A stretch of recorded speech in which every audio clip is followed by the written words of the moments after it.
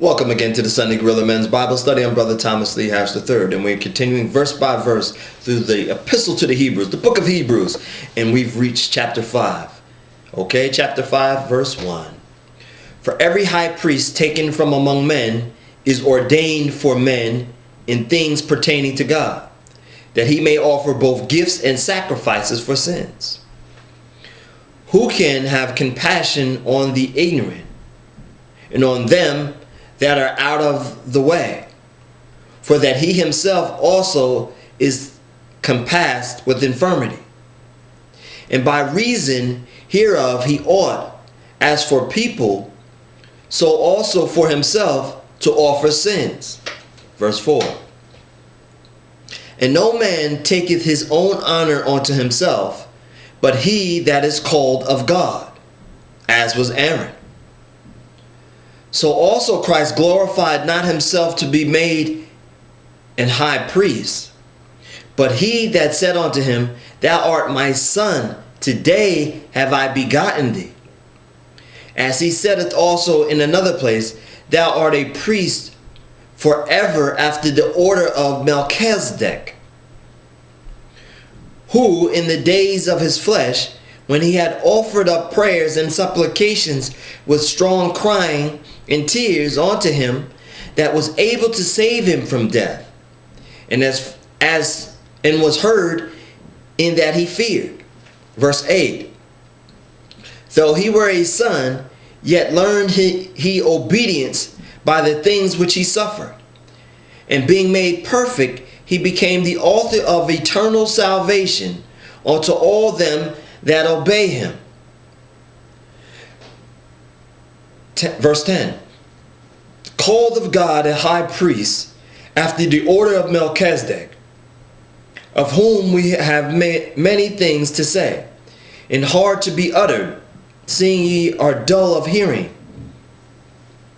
For verse 12. For when for the time you ought to be teachers, ye have need that one teach you again, which be the first principles of the oracles of God, and are become such as have need of milk, and not of strong meat.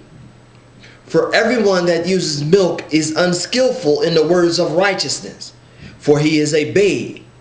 But strong meat belongeth to them that are of full age, even those who by reason of use have their senses exercised to discern both good and evil. Amen. And that concludes the 5th chapter of the book of Hebrews. Short, but has you scratching your head. It talks about Jesus being the high priest. It mentions the name of the order of Melchizedek. Now you have to go back to the book of Genesis, where Abraham, he meets this king, a Melchizedek, a Jesus type of the day. You see, when you dig into this book Bible, you'll see that way back when they were talking about Jesus, thousands of years. But it makes sense to us who now understand that at Genesis 1:1 wasn't the point at which God started being creative. We see that's where God started creating that earthly plan to take care of the devil. And it started way back then.